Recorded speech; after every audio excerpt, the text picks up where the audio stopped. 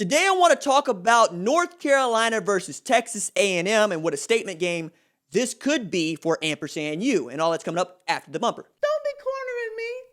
Hold up. Time. You gotta help me with that corner shit. What's up, kinfolk? It's RJ Young. I am not on a step mill. Consider hitting the like and subscribe button because I upload a video every single day. It's always college football related, sports related. We have a good time. Today, I want to talk about Texas A&M versus North Carolina in the Orange Bowl. Many of you know Ampersand U is number 5 in the country and felt it had an argument to be one of the 4 teams in the college football playoff.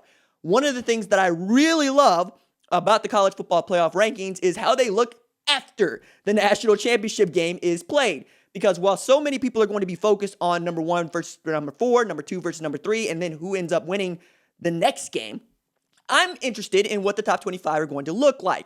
Now, Coastal Carolina played Liberty in the Cure Bowl in what was a thriller. Outstanding, went into overtime.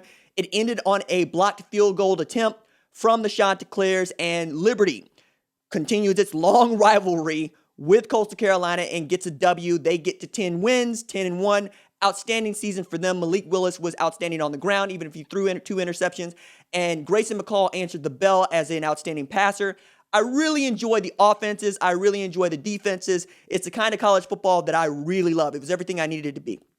Now, I made a video earlier in the week saying that Coastal Carolina had a better argument to be in the college football playoff than Texas A&M. This point's still the same, because I was right. They had a better argument before the Cure Bowl. If they win the Cure Bowl, we're still talking about them being undefeated and laying claim to a national championship if one of the 11 NCAA designated selectors of national champions crowns them with a poll at number 1.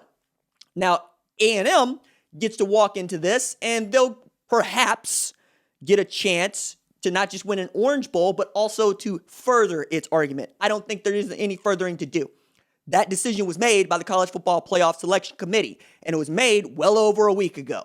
It doesn't change what the argument was before they made that selection by what happened after that selection. If you want to believe that Coastal Carolina isn't as good as Texas A&M, fine. That's up to you.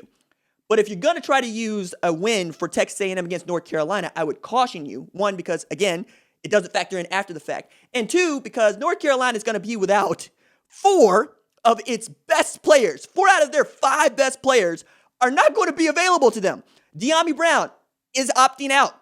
Michael Carter is opting out. Javonte Williams is opting out. And Chad Surratt is opting out. That is your best linebacker, 2 of the best running backs in the country, and your best wide receiver, all against Kellen Mond and Isaiah Spiller and Jalen Weidemeyer.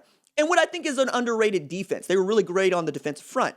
But knowing that A&M is supposed to boat race North Carolina with these opt-outs on a neutral site in the Orange Bowl might strengthen the argument for how they should be ranked, or A&M should be ranked, I should say, going into the final poll. But I'm also a very close watcher of college football, and I'm very critical of polls because I care.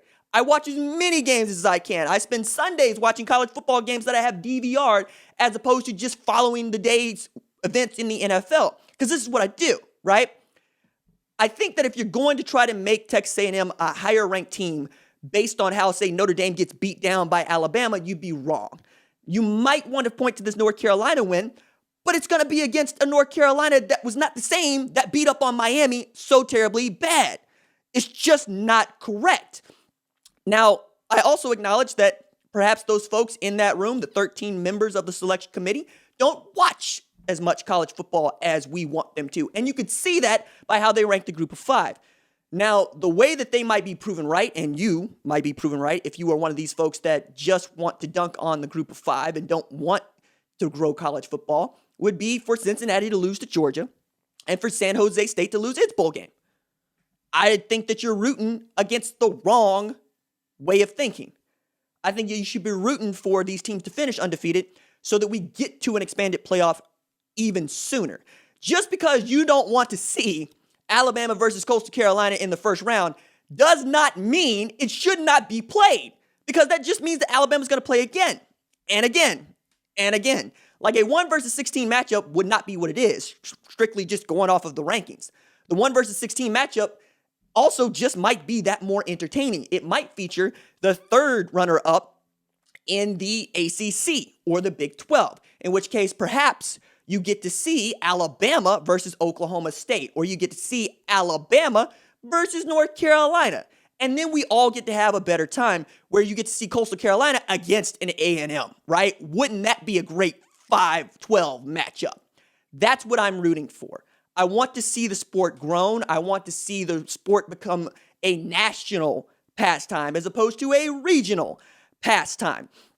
The other thing I want to point to here is if North Carolina is able to beat ampersand U, I still don't think you should use that against Texas A&M, because Texas A&M is going into this game, one, knowing it should win and probably should win by double digits, and two, will probably rely on the old SEC saw of, we expected to play for a national championship. We didn't want to be here in the first place. We don't care that North Carolina won the Orange Bowl. We got shafted out of playing the college football playoff. But if they did win, they'd want to use this way of thinking to try to make themselves a top 4 team.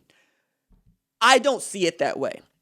I see these bowl games as being largely without significance. Significant to the fan bases that play in them and significant to the rankings.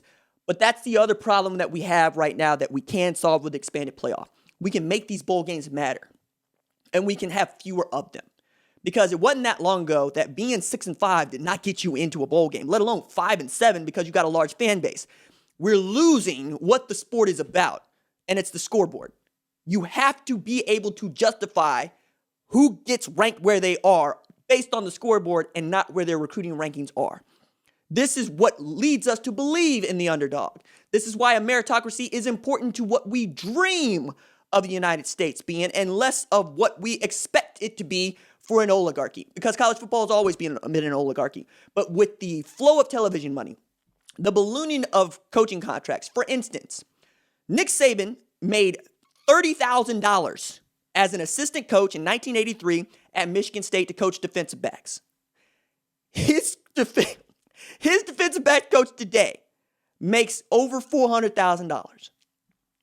You need to be able to at least give every one of these teams the same opportunity to win a national championship as in Alabama. And you should not penalize them because of the league that they play in, especially if you want to see the sport grow and you want to see people continue to care about the sport, as opposed to thinking about college football as just a launching pad for professional football, which has been around 30 years fewer, even up to 50 years fewer if you want to take it back to 1869, than college football. College football is the parent to the NFL and not vice versa. All right, that's it for me. Deuces.